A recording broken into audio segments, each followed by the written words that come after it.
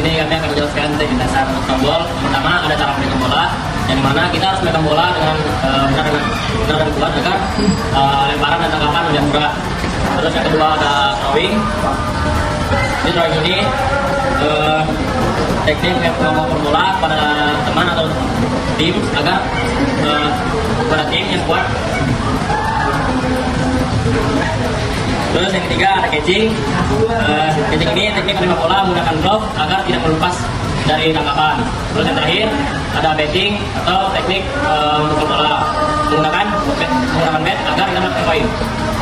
Terus setelah itu ada besoknya itu artinya kita berlari ke arah service kita sendiri, kita jadi melawan. Lalu selanjutnya itu kita menuntut service kita untuk membantu lawan.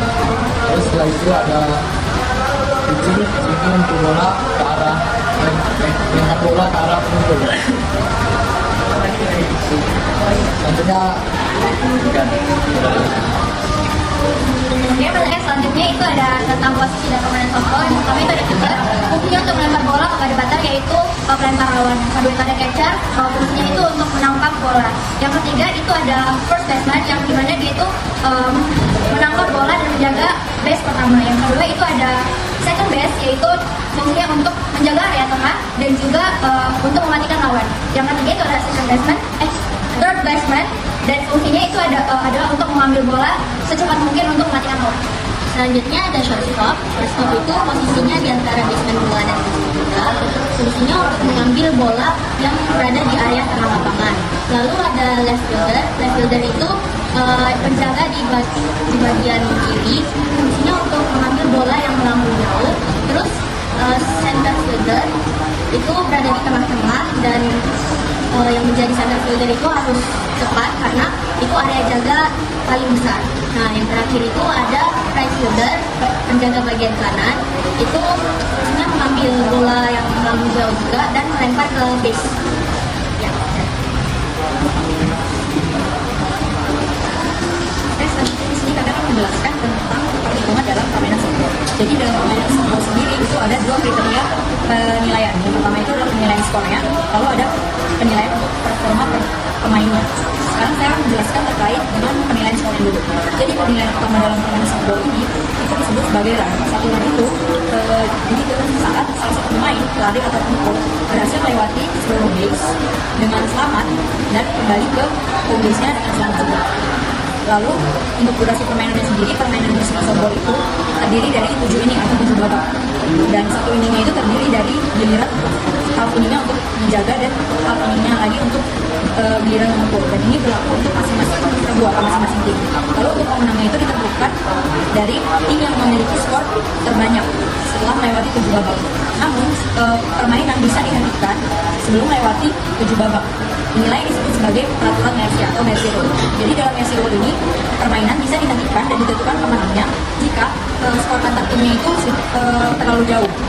Jadi toleransi skornya itu pada inning ke-3 itu ada 20 skor atau 20 run.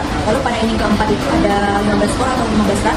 Dan terakhir pada inning ke-5 atau babak ke-5 itu ada CFC selama sebanyak 10 run. Oke, selanjutnya kita akan membahas statistik kebagusan pemain. Itu ada perhitungan matematis untuk menghitung seberapa bagus pemain tersebut melakukan tugasnya. Yang pertama itu batting average, itu dimana presentasi antara kebagusan pemukul sampai selamat di base-nya. Itu dengan perhitungan batting average atau BA, disingkat BA, sama dengan hit at bat atau pukulan yang berhasil dibagi hitungan giliran pukulan. Jadi jika pemain tersebut memiliki skor di atas 0,3, dia sudah masuk dalam kategori pemain yang bagus. Tetapi ada juga kategori mid, yaitu di mana di bawah 0,3 sampai 0,15. Nah, yang lebih buruknya lagi ada, yaitu di bagian low, di mana pemain tersebut memiliki rating sekitar di bawah 0,15. Oke, terus selanjutnya ada penghitungan permainan, di mana setiap regu itu memiliki 3 kali mati atau out, itu maksimalnya. Nah, jika pemain tersebut strike out atau 3 kali gagal memukul, maka dia mendapat 1 kali out. Nah, jika guru tersebut dalam satu guru sudah mendapatkan skor maksnya 3 out, maka dia akan bergantian bergiliran menjadi tim penjaga.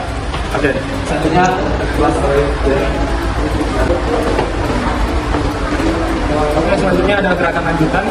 Gerakan lanjutan sendiri terbagi jadi 3. Yang pertama ada throwing atau melempar. Melempar ini ada 3 macam juga. Yang pertama itu lempar atas, posisinya itu bola di sejajar dengan kepala atau di atas kepala. Itu biasanya digunakan untuk pemain yang di outfielder, yaitu bagian luar, untuk mencapai jarak jauh. Yang kedua ada lempar menyamping. Itu biasanya digunakan oleh pemain yang infielder, karena dia gerakannya bola yang dilempar sangat cepat untuk membantu dari base kepada base-nya yang lain. Terus ada lempar bawah, biasanya digunakan oleh pitcher. Ini digunakan biar bola tidak terlalu cepat dan tidak mengenai catcher. Yang kedua ada gerakan selanjutnya, ada batting atau memukul. Posisinya ini posisi dasar, kaki dibuka selebar bahu dan lutut sedikit ditutup, dan ayunan berporos pada pinggang. Pada awalnya pada pinggang, dan kedua dada serta lengan diikuti dengan ayunan kedua tangan. Selanjutnya ada gerakan menuju base, yaitu sliding, yaitu dia gerakannya mirip seperti gerakan ancang-ancang untuk lari. Tangan ada di tangan, dan satu kali ditutup, sebentar terus, dan stepsnya berkali. Tujuannya adalah agar dapat menuju base dengan aman. Lalu selanjutnya akan dilanjutkan. Jadi selanjutnya saya lagi akan membahas tentang peraturan yang dilakukan dalam permainan softball yang kami dapatkan dari softball nomor 1. Yang pertama, sebelum melempar bola, pitcher harus berdiri dengan normal, jangan salah satu kaki atau kedua kakinya berada di plat lempar. Yang kedua, pelempar dilarang menghentikan atau memantulkan bola karena dapat menghalangi batter untuk memukul bola. Yang ketiga, pelempar dilarang menggunakan sesuatu apapun pada bola, dan untuk mengeringkan tangan dapat menggunakan resin lutut yang di bawah pengawasan wasit. Yang keempat, setiap tim pelempar harus melempar dengan urutan yang sudah diberikan. Yang kelima, setelah melempar, setiap runner harus berlari dari base 1, lalu kedua, 3, dan kembali ke home base untuk mencetak. Yang keenam, jika pemain bergerak buruk, maka pemain dapat dikeluarkan dari permainan. Saya akan menjelaskan peraturan 7 sampai 11. Nah, pada peraturan 7 setiap babak dalam permainan softball itu terdiri dari 7 babak atau 7 inning. Yang pertama itu peraturannya permainan softball berakhir dengan sebuah tim boleh menghasilkan 20 run pada babak ketiga, 15 run pada babak keempat, dan 10 run pada babak kelima. Yang kesembilan adalah gimana caranya mencetak sebuah angka atau skor. Cara mencetaknya adalah seorang runner harus berlari menginjak semua marka secara berurutan dan kembali lagi menginjak home plate. Yang ke-10 adalah dalam satu inning biasanya tiap tim mendapatkan giliran memukul 3 kali out dan mematikan tim 3 kali out. Yang ke-11 peraturannya adalah setiap tim harus menyediakan pencatat skor. Jadi kami akan menjelaskan sarana dan prasarana dari permainan softball. Di sini saya akan menjelaskan bagian sarana